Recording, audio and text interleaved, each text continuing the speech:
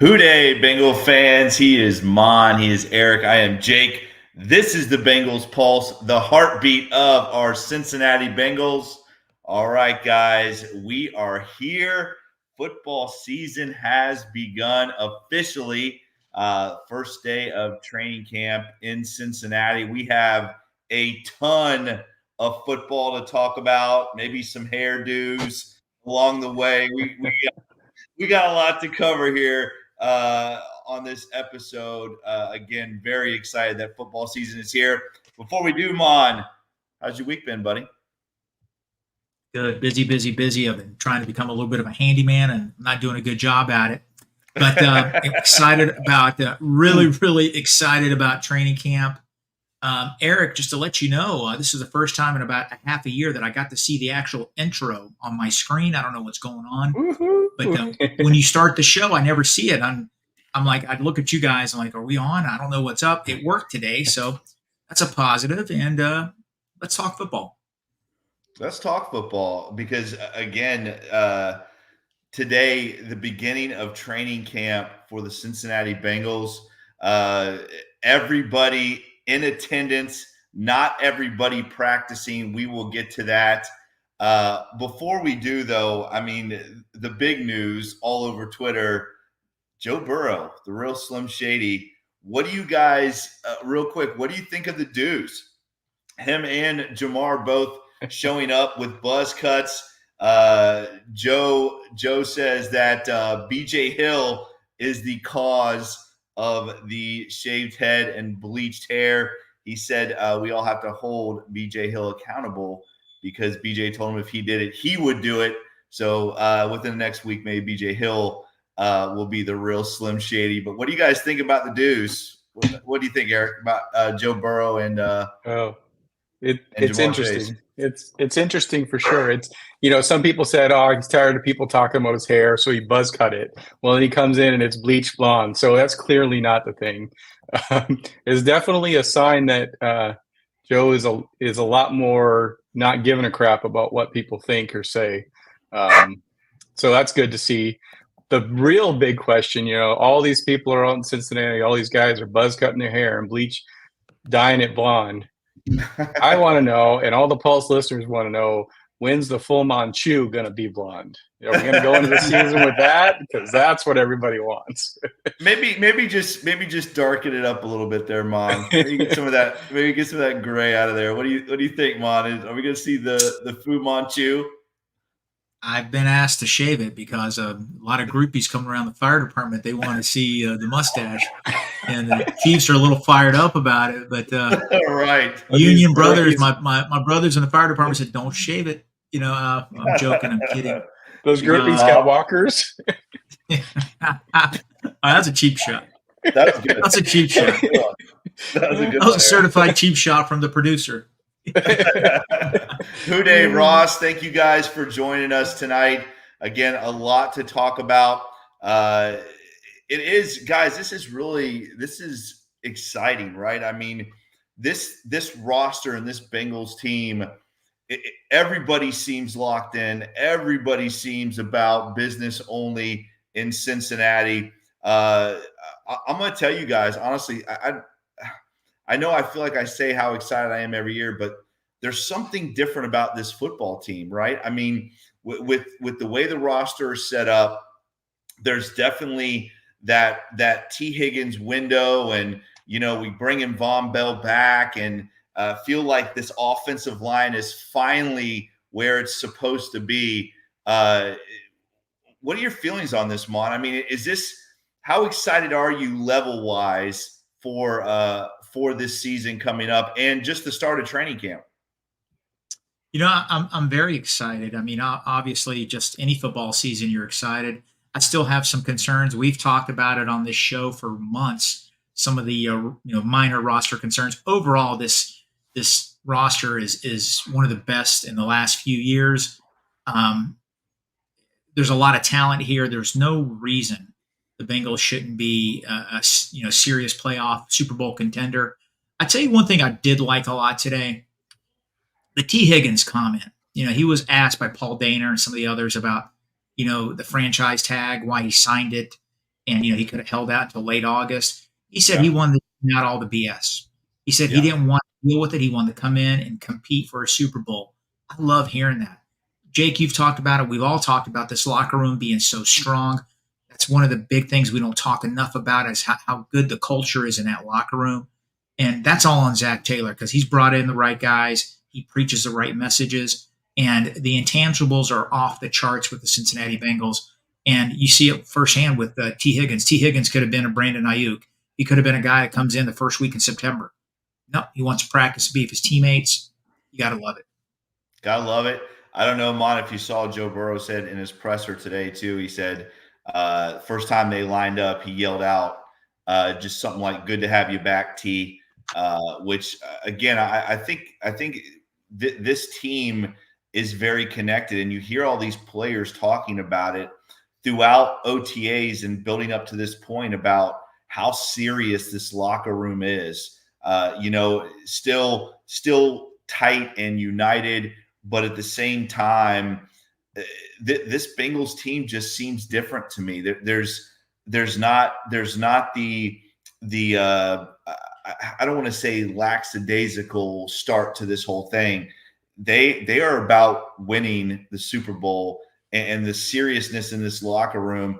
The players, I know we're going to talk about this, but all these guys, all the players, the starters want to play in the preseason. I mean, these guys, this is a different look for the Bengals, even for what we've seen throughout the beginning of this Zach era. So let's before we get to everything, I know that Eric, you had some rapid fire questions out there that you want us to Mon and I to get to. So let's start with that because I think there's some really good stuff here for us to talk about. Again, guys, thank you guys for joining so much. Make sure you join in. Make sure you comment in the comment section and let us know what you guys think. Eric, are you ready? Yeah. Well, Mon, did you have that question for Jake that you wanted to have him touch on before we get into it? I'll ask that at the end of the show. Just give me that at the end of the show. Let's flow with the Bengals, and I do have a question about his high school football team. Oh, a Jake question. Okay. All right. I'm excited. Your favorite kind of question. Titusville High is coming down. Titusville High is coming down hard on you. That's because they're scared. All right, let's go. You ready? Yeah. So it's been I think we were on last Monday, so it's been a little over a week since we were on. One of the big news that came out was Corey Dillon and Tim Krumrie were officially elected to the Ring of Honor. So my question for you guys, we'll let Mon go first. Did we get it right? Did the season ticket members get it right? My vote was Corey Dillon and Lapham. So I got half of my vote. But what do you guys think about Tim Krumrie? About both of them. I love Tim Krumrie. I mean, I thought my prediction was going to be Dillon and Parrish, but that's not a slight on Krumrie. Everybody on that list is deserving. Corey Dillon and Tim Krumrie, very deserving. My main complaint is I think the Bengals should go 4, try to get caught up because they have a backlog. Lamar Parrish is very deserving. But I said this a few weeks ago. Tim Krumrie, before he broke his leg, was on a Hall of Fame trajectory. He really was. He was that dominant. He was unstoppable. Then, unfortunately, he broke that leg. He came back. He played good football, but he was not at that same elite level. He was a good football player. And I think he was that leg cost him, because he literally he'd get 100 tackles a year as a nose tackle. That just didn't happen. It doesn't happen. He's 270. No, he's so strong. He was a wrestler. I mean, he literally, guys could not block him. He would get underneath them. He would get low. And the next thing you know, he's back there making a tackle for loss, sacking the quarterback. He was that dominant. And Corey Dillon, guys, we know all about him. I just watched that 12-minute video they put up on Bengals.com with his best plays of his career. He was dominant. And let's face it, he played on Bengal teams that weren't that good. And teams knew it was going to be Corey Dillon or Carl Pickens. And, people were zeroed in to stop Corey Dillon. Guess what? They couldn't do it. Very deserving. He deserves to be in the Hall of Fame. Hey, the Bengals season ticket guys, holders, they got it right. I mean, we can debate back and forth on a couple players here and there. Those two guys are very deserving. Congratulations. Yeah, and just a stat on Tim Krumrie, I think he's still the leader for interior lineman on tackles, but he has 1,008 solo tackles, which is nearly for a Bengals player, which is nearly 500 more than the next closest Bengals player. So it's hard to say that they could possibly get it wrong picking anybody on that list. I will say it is amazing to see Tim Krumrie standing in the Fifth Third Bank early entry line, just a little bit behind us. You turn around, you see the Cowboy. Awesome. I mean, he's definitely endeared himself to fans, so you can't get that wrong. We want to see Lamar Parrish in there. We want to see Dave Lapham get in. But you're right. It's kind of like making us choose between our favorite kids. All these guys should be in. They're all the best. So yeah, we need to have. Go ahead. Go ahead, Eric. Go ahead. What were you going to say? We just need to have we need to have 4 a year, or we need to have the Bengals pick 1 and we pick 2 every year. Just get these guys in. I agree. Houday, Natty, Ron, thanks for joining us. I went 0 for 2. This is the first time that I struck out. My votes were James Brooks and Lamar Parrish, and I'm with Mon here. I don't think anybody got it wrong. I mean, Tim Krumrie, like Mon said, Mon and I grew up watching Tim Krumrie, and he was on a trajectory, like Mon said, to be a Hall of Fame defensive lineman. I mean, you just don't see guys playing nose tackle get 100 tackles a year. It's a shame what happened with the injury, because I do think that Tim Krumrie could have been, and he was. I mean, he was still special, but he could have been on that elite level of a defensive lineman. And Corey Dillon was. I mean, he was dominant. You guys know I love James Brooks. I think James Brooks is well deserving, as well as Corey Dillon. I don't have any ill will towards Corey Dillon. Like I said, I was a big fan of his when he was in stripes. Corey Dillon was, during that time, one of the top 3 running backs in the NFL. So yes, of course, Corey Dillon is well deserving. He's going to be in the Hall of Fame probably one day. So no, I don't think they got it wrong. Would I have liked to seen Corey Dillon, Tim Krumrie, James Brooks, and Lamar Parrish all in at one time? Yes. I do think the Bengals have dropped the ball a little bit on that, because I think those were really the top 4 guys, and we talked about it on the show, that those 4 were really the guys that we were looking at as the next 4. So no, I don't think they got it wrong. I think they did a great job. Congratulations to Corey and Tim. Like you said, Eric, Tim is almost at every home game, and it's so awesome when we're standing in line and you and I turn around behind us and Tim's right there with his cowboy hat on. So, I absolutely love Tim, and I'm excited for both of those guys. And unfortunately, it's a primetime game, and we have practice that night, so I won't be there. But come on, very, very excited.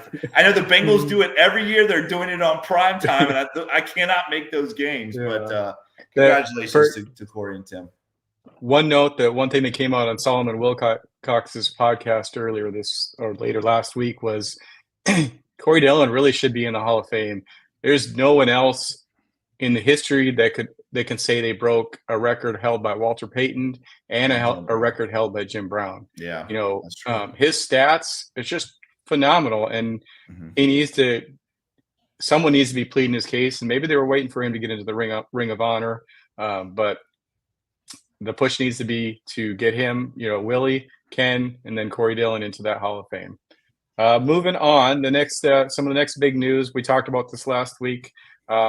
Amarius Mims officially signed his rookie contract. I think it was more of a formality with the guy before him getting signed. What are you guys' thoughts on that? Well, I mean, I'm excited. I'm excited about it. I think, I know everybody was sweating a little bit, but we knew that this was going to get done. And now that, Trent Brown, it seems like they're kind of easing him into the situation. Amarius Mims taking first team reps again today. This offensive line situation is going to be very interesting, but this guy is he's going to be good. And it's obvious now why the Bengals drafted him with that pick, because of the situation with Trent Brown and easing him into it. So, the fact that he signs now, I think is great for this team. Everybody is locked in now. Everybody is loaded. There's nothing out there that we're waiting to see what happens. This team is ready to go. And I don't know if you saw them walking to practice today, but Trent Brown and Amarius Mims were walking together to practice, and Zach Moss was walking in front of them. And Zach Moss, that big. he looked like he was 4 foot tall next to those two towering, massive men. So it's going to be really exciting when Trent Brown's healthy and ready to go. I mean, this offensive line I said in the beginning of the show, it's going to be awesome. I mean, this is one of the best offensive lines we've had in a long time, on. Yeah, that picture was funny. I just kept on thinking of Oompa Loompas there. He was so tiny. Now, with the Mims thing, we all knew there wasn't going to be a prolonged holdout, but it's a slotting system now. The player picked at that spot usually gets 4, 5, 6, 7% more. It was a little bit of a maybe some guaranteed money talk, but he got signed before camp, and it's a good thing. I remember for the old youngins out there years ago, I mean, guys would hold out 20, 30 days before they signed, not just the Bengals around the league. And then they did away with that with the slotting system. So it's good to have him in there. I touched on it last week.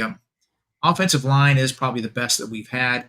I'm not really worried about our tackles so much. I think the tackles are the strength of the offensive line. Yeah. It's just the interior offensive line. I think our starters are okay. They're not bad, but just worry about depth. And I think we could we'll see at the end of camp here if they don't pick up a couple guys that might be on another roster right now. But at tackles, I'm excited. I think Mims is going to be a stud. It's awesome, too, seeing him wearing 71. Isn't that awesome? Yeah. I know. I personally don't think I think they should retire that number. Give him another one. But I'm surprised. It is what it is. I'm surprised. Hey, 171 comes in and another one walks into the Hall of Fame. Let's go with that. That would be nice. So some other things that happened on Monday. We had mock turtle soup, media news and notes. It was a big day. A lot of news that came out of there. A lot of press conferences. One of the biggest ones was a quote from Mike Brown on the Jamar Chase extension, and he didn't mince any words. He said, "Joe's number 1, Jamar's 2, and we'll bend over backwards to make it happen." What are your thoughts on that? We'll go with Mon first. Give us your opinion on his comments there. I love that comment. I love hearing from Mike Brown. I think he's such an interesting guy. Eric, the funny thing about that, though, is the national guys, Schefter and all the other guys on the national beat, they cherry pick and select what Mike Brown said. They conveniently leave out moving heaven and earth to get it done because they want clicks and they want the Bengals to look like they're cheap and they're going to let Jamar Chase go and all this. We know that's not going to happen. He's the second best player on the team. He's going to be a Bengal for a long time. And those guys, it's like they have an agenda, man, against our team. It drives me crazy. I sent out a tweet the other day. 95% of my Bengal news comes from the local beat guys. Yeah. They're the ones that know everything about our team. They're around Paycor all the time. And that's where you get your information. When you get it from these other guys on the national, I mean, it's usually old news. And I hate to say it, Schefter, Rappaport, all those guys, they're mouthpieces for agents. That's exactly what they are. They get kickbacks, they get steak dinners, they get lobster, they get golf outings, they get taken care of. And they are absolutely mouthpieces for agents. Get your Bengal news from the local beat. I agree. I mean, those guys, and it's not that I dislike those guys, but sometimes they just make themselves look like clowns. I mean, it just ends up being ridiculous, some of the stuff that comes out of their mouth. And we saw it with T. Higgins. I mean, T basically said, I'm tired of the tweets. I'm tired of the BS. I'm here now. I mean, Jamar Chase, let me just say this. Jamar Chase is going to be a Bengal for life. The Bengals, they pay their quarterbacks and they pay their number 1 wide receivers. They do. They always have. And Jamar Chase is about to make a lot of money. He's not going anywhere ever. This guy will be a Bengal for life. I'm with you though, Mon. You gotta love Mike Brown speaks once a year, maybe twice a year. So for him to come out and give Jamar that kind of support, that's got to be a very positive thing for Jamar to hear that coming from the owner of this football team, that they are going to bend over backwards to make this happen. Again, Joe Burrow, Jamar Chase, we've talked about it since we've been on this show. Those two guys are going to be Bengals for life. They just will. And Jamar, the good thing is they want to be Bengals for life. What's really going to be interesting is, and maybe that's something that maybe that's why we haven't seen this T. Higgins thing, get to the point of contract extension talk, is they're maybe waiting for Jamar to get done first and to see what kind of money they can allocate to T. Higgins, because Jamar is going to get a lot of money. He's going to make a lot of money. So, but I'm excited. I'm excited to hear Mike Brown come out and say that. For sure. Okay, next up, I think Duke Tobin must be listening to our show, or the person that asked him this question. Of course, Duke is. Of course. Duke Tobin came out and said that they like the guys they have in the cornerback room, and doesn't plan to bring in a vet free agent corner at this time. Mon, is he wrong? Tell us about that. I was actually surprised by that. I really was, and it shows a lot of confidence with the guys they have. I did listen to Paul Daner and Mo Egger. They brought up a good point. Maybe they don't want to bring in a vet now that might stunt some of the growth. Maybe Dax Hill, he's moving from safety to corner. They don't want a guy, that's always looking over his shoulder. I'm about to get replaced. I guarantee you they probably have a list of 3 or 4 guys on speed dial. They still have 3 roster spots available. Raw talent-wise, I think our defensive backfield is amazing. It's just experience. They're still very young. Cam Taylor-Britt's going to be a star. DJ Turner, I hate to say this, we don't know what he is. Is he the DJ Turner of the first 10 games or the guy that hit that rookie wall? Mike Hilton, we know who Mike Hilton is, all right? And Dax Hill, super athlete, great player. We'll see how that shakes out. But I'm excited about our safeties. But, yeah, I thought they would bring in a vet, and that could still happen later on in camp. I was going to say, this is not over yet, right? I mean, this team, this DB room is very young on the cornerback side of this thing. Mike Hilton is basically the vet of the room, and he's a great vet. He's a great leader. We all love Mike Hilton. I hope he gets extended for a couple more years, to be honest with you. But I think that what Duke is talking about is more so it's a very talented room. It's just young. And I think that's why everybody thought maybe there would be they go out and get a vet guy to play that boundary corner. Again, Mike Hilton, I understand Mike Hilton is a vet, but it's very interesting when you look at this room. And I think this also speaks highly of Newton, right? I mean, the Bengals go out and draft Newton, and I think Duke and the Bengals feel very highly on where Newton is in his progression, and it sounds like he's going to be a guy that's going to get a lot of playing time too. So it is just a young room, and DJ Turner and that battle with Dax Hill is going to be very interesting to see what happens there. But I do think it's a talented room.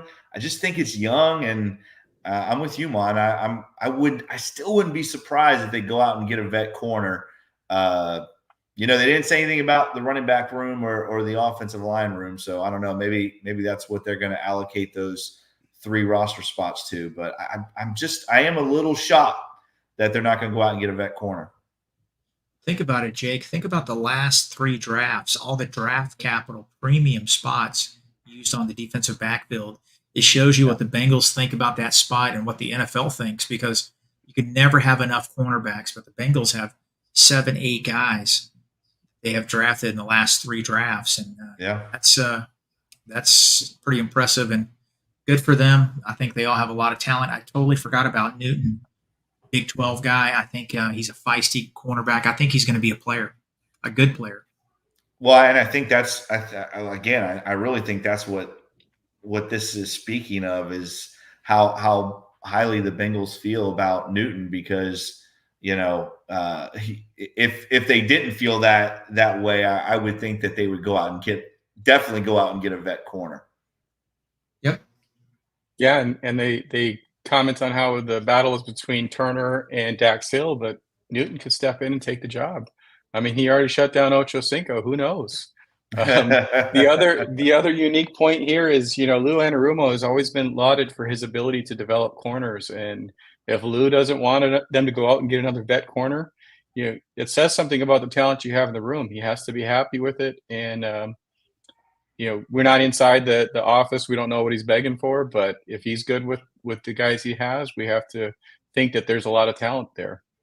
All I know is today Dax got beat pretty bad by T. Joe Burrow overthrew it. I don't know if you guys saw it, but T had a lot of separation from Dax. So I know it's early, but going to be interesting to see how Dax translates over to that boundary corner position. Sorry, Eric. And that's a big thing about this battle. Having T there, having T and Jamar and Jermaine, like, we're going to find out who the best player is. They're going to have to win that job, because they're not going up against, some real third wide receiver. They're going up against 2 number ones and some really, really good rookies. So we're going to find out who the best guy is, because you can't hide your inabilities. You can't hide your weaknesses when you're going up against T and Jamar. Okay, moving on. Another information or news and note that came out was Chase Brown's working with the wide receiver coaches in the offseason, and they're throwing him in quite a bit at slot and saying that there's some magical things there. Go to Jake first. What are your thoughts on seeing Chase Brown playing some slot? Well, I mean, I think we kind of heard the same thing about Chris Evans, right?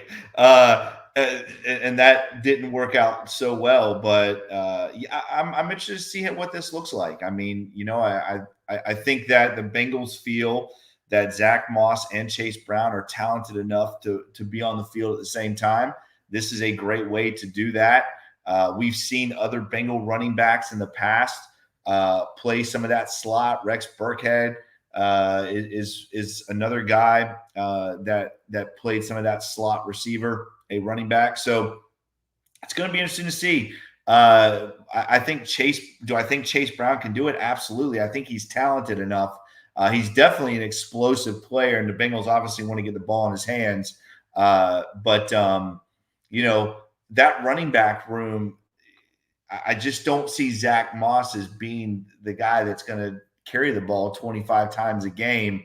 So whatever their plan is for Chase Brown, it's got to include Chase coming out of the backfield as well, and not just line up at receiver. We're pretty loaded at receiver too.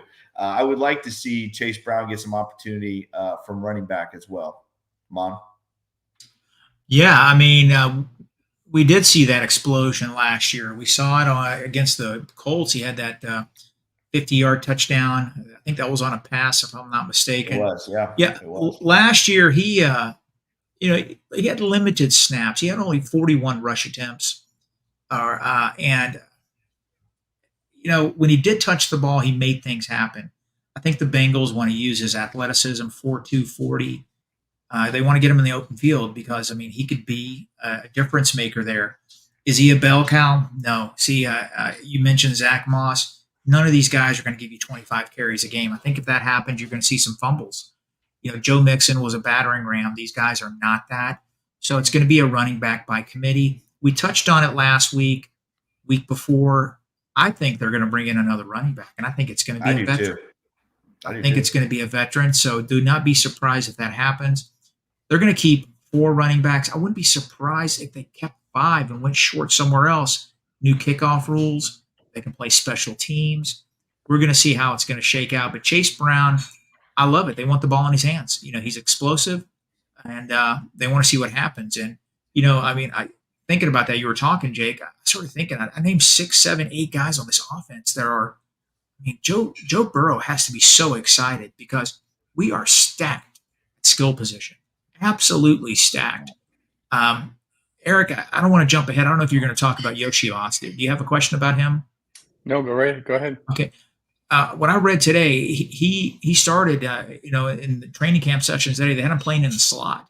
I expect a huge year out of Andre Yoshibas. Put on about 15 pounds of muscle. I think he's going to be one hell of an NFL wide receiver. Again, the Bengals know how to draft and develop wide receivers. I expect them to have a big year for us.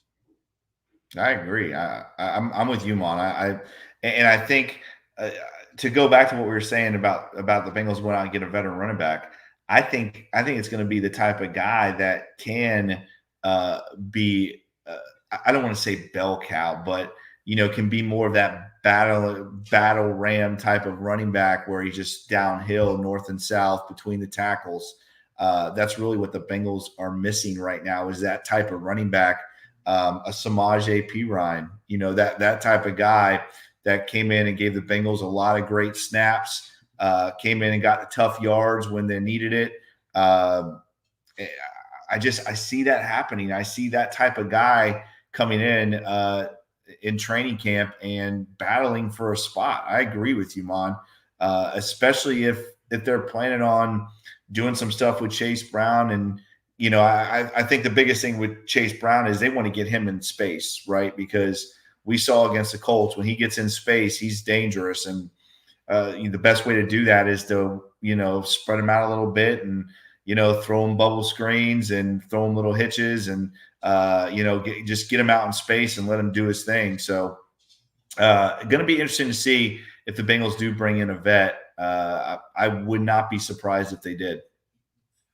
Yeah, my thoughts on that is I don't know when they bring him in because the vet, Samaje is the big one that everybody brings up, but he's still on a roster. He's got a camp battle. He's going to go out. So if we're talking Samaje, we're not going to really know until cut days, into August. To talk a little bit about Zach Moss, I'm a big fantasy football guy, and when the starting running back went down for the Colts last year, Zach Moss was the number one running back that whole time. And there was speculation that he was going to take the job away from him. When they came back, they went running back by committee. I think that, Zach Moss might be flashier than most of us think. I think we can get out there. He can get out there against the Patriots and start putting up some numbers and everybody's going to, be like, oh my God, I didn't expect this. And we also heard on the if you watch the Hard Knocks for the Giants, but he was on their free agent list and they had him rated as the number one passing down the pass blocking running back in the league. So I think that we're not as hyped as we should be for Zach Moss. Go ahead. Yeah, I just want to add about running back real quick. Look at Barkley. Look at Joe Mixon. I think the day of the bell cow running back is over. I think you have to have running back by committee. Jonathan Taylor for the Colts, they run him ragged. I mean, 25, 30 carries a game. Guess what? His body broke down. And he's paid a lot of money. I think those days are over. Joe Mixon was such, God bless him. I hope he does well in Houston. But I don't think those running backs are going to be, those guys play 4 or 5 years and they're done, because let's face it, they're getting destroyed. Defensive linemen, linebackers are teeing off on them. You're going to see teams going a three-headed monster at running back. And I think the Bengals are going to be one of those teams. 15 carries for Chase Brown one week, 15 for Zach the next. Just so they're going to alternate, keep those guys fresh. They're going to get nicked up, and you need guys come in that know the offense and that can play.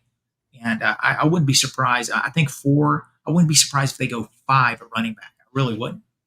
No, that would be interesting. Do you guys know if Joe involved in that fight at Texans practice today?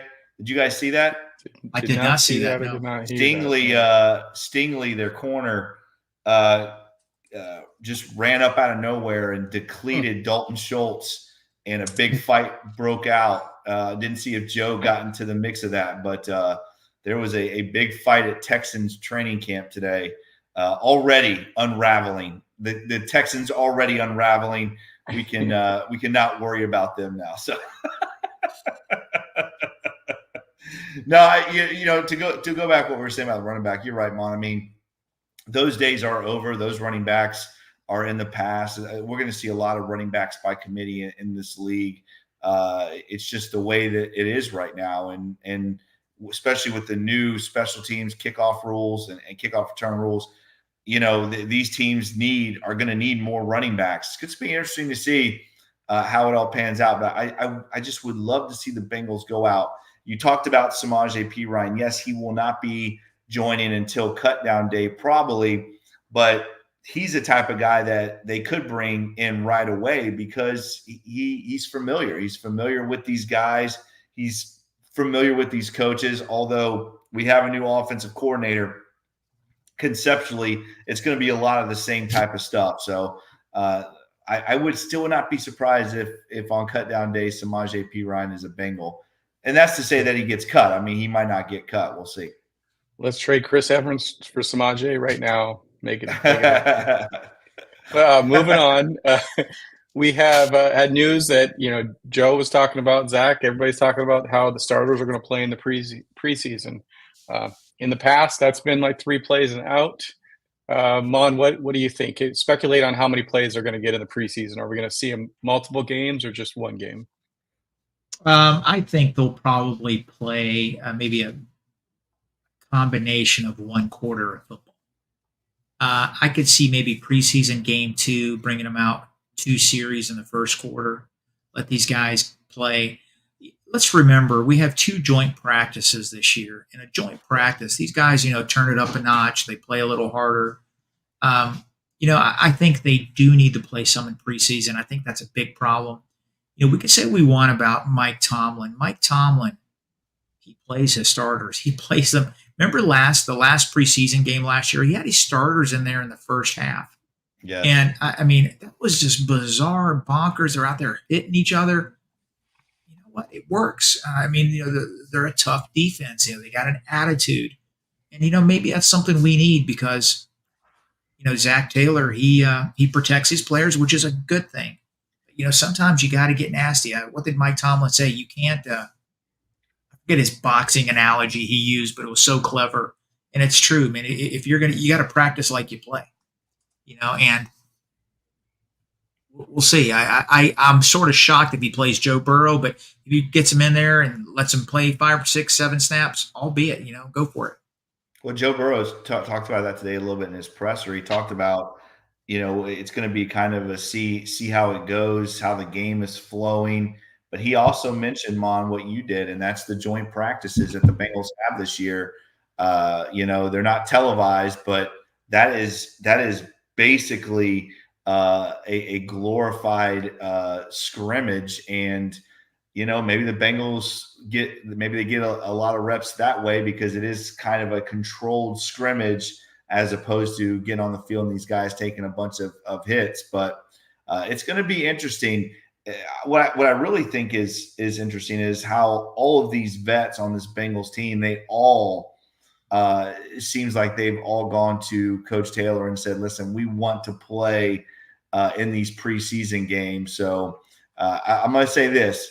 If Joe does go out there, it better be, I like what Natty Ron said, 3 and out, because because I do not want Joe back there playing an entire quarter. There's no need for that.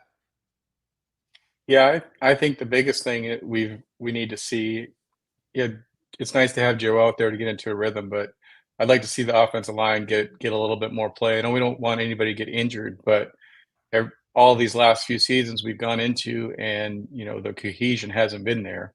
Give them a quarter or a half and get them working as a team. I think that's more valuable than anything. Obviously, you're probably not going to see the likes of Trey Hendrickson or Sam Hubbard or some of our entrenched starters on the defense out there, but let your line that needs to play as a whole unit get those valuable snaps. And if it's in front of Joe, let it be in front of Joe. Let him get his rhythm down.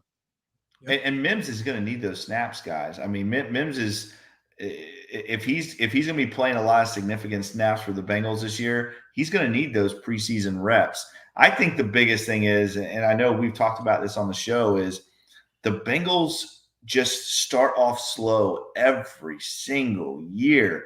And you just cannot do that. You can't afford to do that.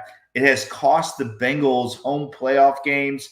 It's cost them first, the number one seed.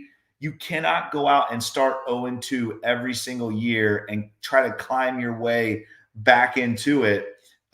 So if this helps that, I'm all for it, because we all know the Bengals have looked very sluggish during the Zach Taylor era in starting the season off. They just look like it takes them 8 quarters to put something together, right? Yeah, and go ahead, Mon.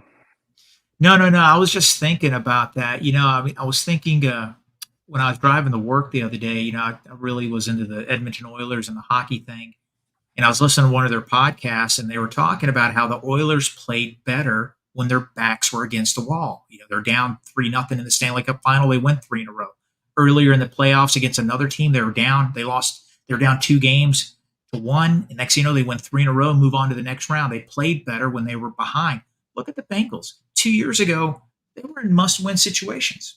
They won 10 in a row and made it to the AFC Championship game again. Last year, what happened? They were starting off Joe's calf. They were 0-2. They were really just, things were not going well. What did they? They won 5 out of 6. It's like, when their back is against the wall, they got that added pressure. They dial in and they go, hey, man, full throttle ahead. Let's start annihilating these teams. If it wasn't for Joe's injury, I think they were headed for a deep playoff run again. Yeah. Do they thrive on it? I expect a fast start this year. The dynamics are going to be off a little bit, but I welcome that. I'm not saying I don't want them to always finish 0-2. Start off 0-2, 0-3. I want a fast start, but it seems like they really take it to another level when their back is against the wall. That's a good point. So the biggest thing with that is they have to learn to always play like your backs are against the wall. Always play with a chip on the shoulder. We can't start off slow this year. We have to beat the Patriots. We have to beat the teams that we should beat. And we've got the Patriots, the Commanders, and the Panthers in the first 4 games. We need to come out of that 3-1 for sure. We can't lose to those teams. They need to learn from the likes of Jordan and Kobe and Tom Brady. Those guys would go out there and they would, make something up if they had to, find a reason to be pissed off and find a reason to play like your back's against the wall. Can I say something? I want to sound like Jake Owens right now. I want to be the biggest homer in Bengaldom. Okay. I just want to revisit something. I saw the tweet the other day.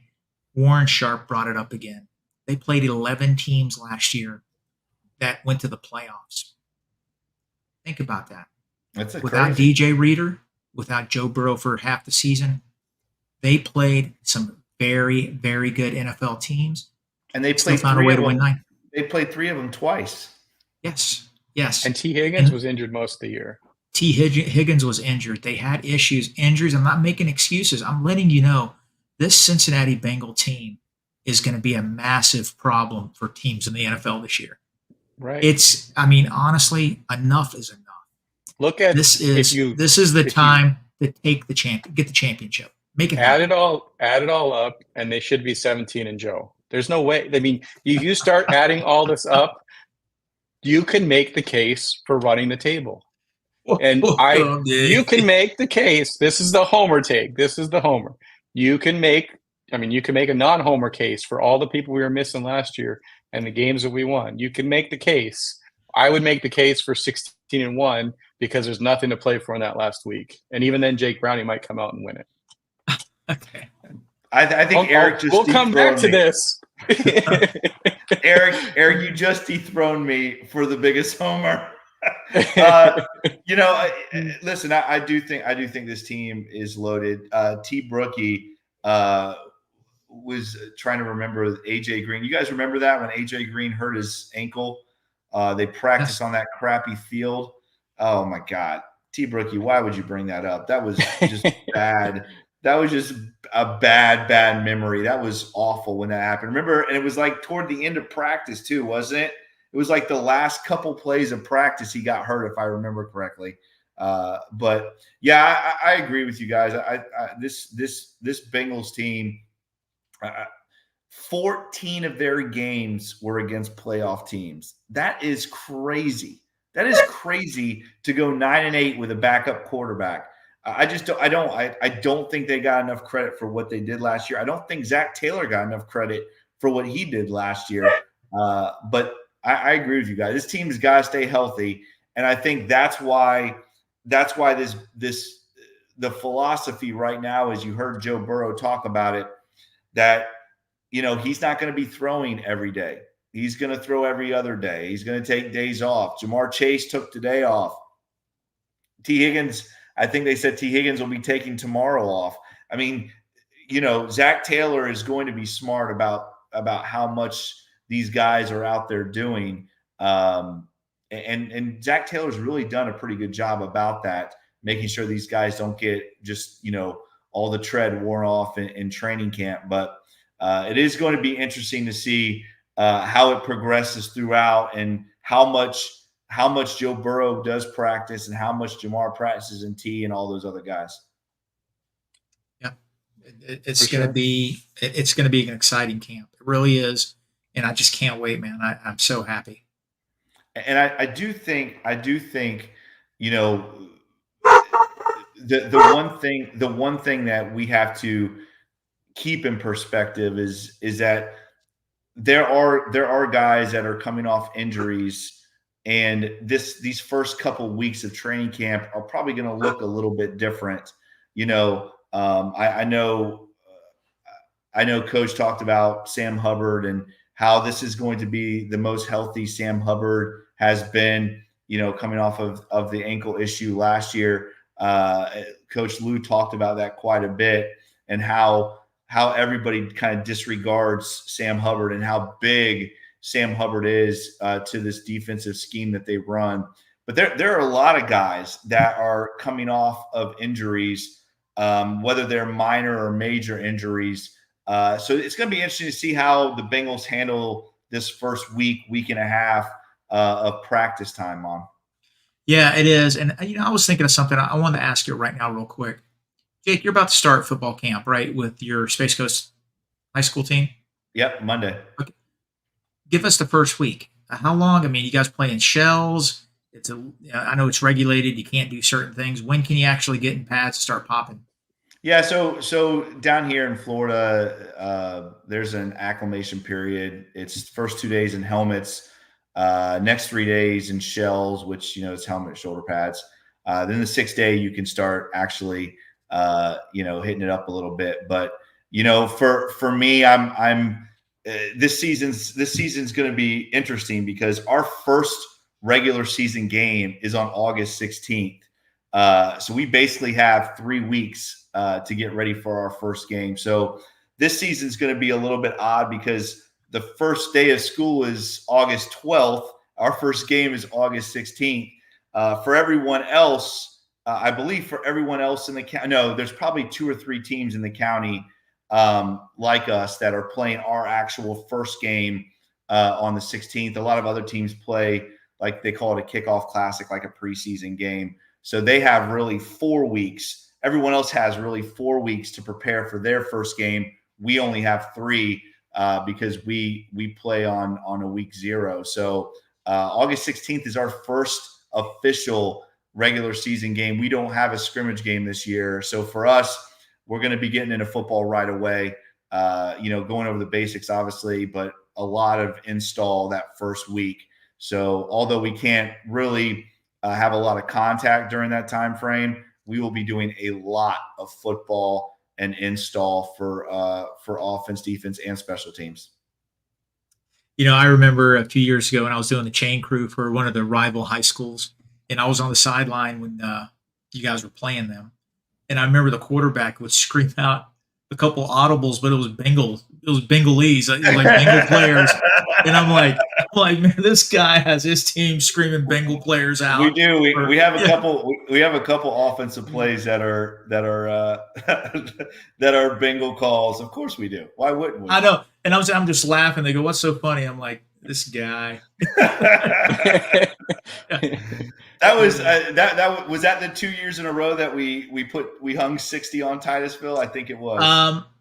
You guys, I wasn't on the sideline. No, I was on the sideline for one of those. I was. The other one was on the road, so I went down and watched you guys at your stadium. But yeah, you put a 60 on him, and I remember 2 years in a row. Yeah, 2 years in a row. That I remember, I go to the huddle. I go afterwards, watch the players, and we're all, buddy, they were shell shocked. They were shell shocked.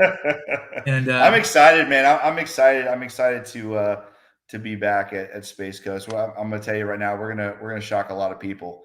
We're gonna be really good. We got some very talented kids, and they've worked very hard. We just finished our max week this week, and I mean, the kids are lifting like crazy. The weight production has been incredible.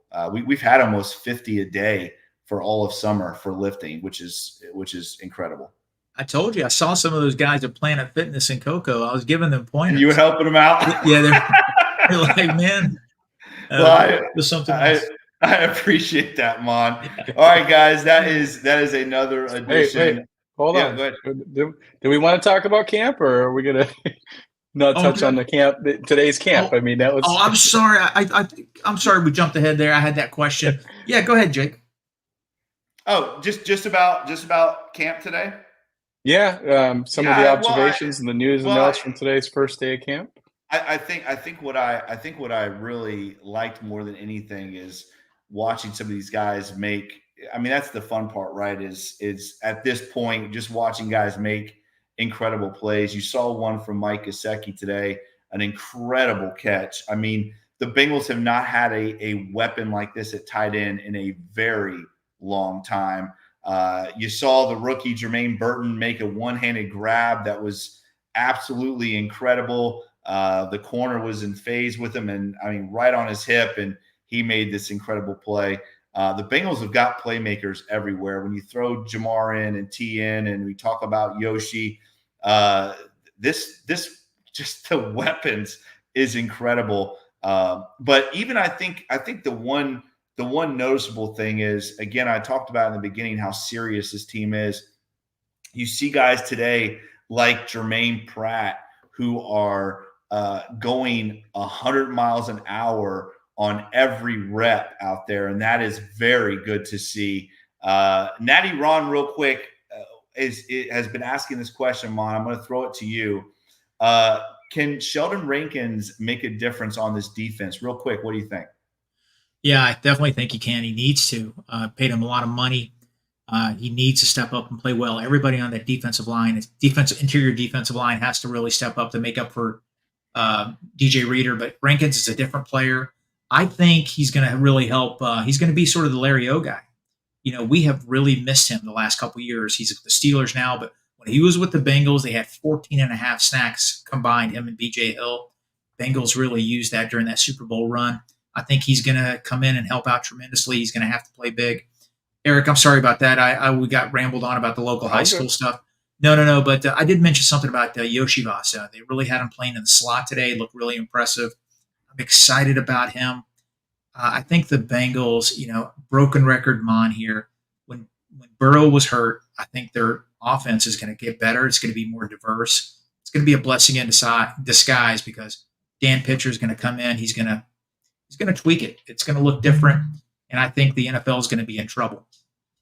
Well, I think that was the other thing. I think that was the other thing you saw from camp today is Joe Burrow taking those snaps from under center, play action, the stuff that we've talked about that Dan Pitcher now is throwing into the fire, just going to make this offense that much better. Going to be very interesting to see. Vanguard did say something really funny too. He said, "Doesn't it look like all the players are going into boot camp with the buzz cuts and stuff?" I'm telling you guys, this team is serious. They are locked in. These guys are locked in this year. It's gonna be a lot of fun. Anything else from camp from you, Mon? No, that's it. I'm excited to see. Curious. Zach Taylor mentioned that Joe Burrow has some built-in rest days. Curious to see how that plays out. The national media guys are going to try to drum that up and make it into something more than it is. He did mention that.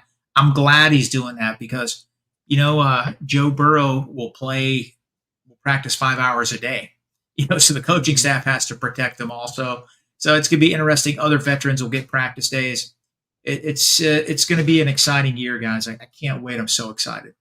Yeah, and they did say, Joe said that he's planning not to throw on Friday, and Zach did say that he's doing that not just for Joe, but for all veterans. He's being more cognizant of it and planning those days out, knowing that you need to be ready for September. Before we get out of here, it's the first day of camp. We're all excited.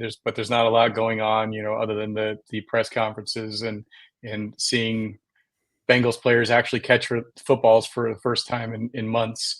What do you guys want to see out of the next week? Jake, why don't you go first? What do you want to see from the next week's camp? I think for me is just see more of the cohesion between these players and obviously Dan Pitcher, Mon said it perfectly. I mean, they are going to be tweaking this offense quite a bit and see how the Bengals players adjust to it. But I think more than anything, I talked about it earlier, is to see this next week and a half, how it works with these players that are injured and how they get worked back into the mix. This next week and a half is going to be very interesting to see how many reps these guys are going to be getting and how many practices they are going to have here in the next week and a half, Mon.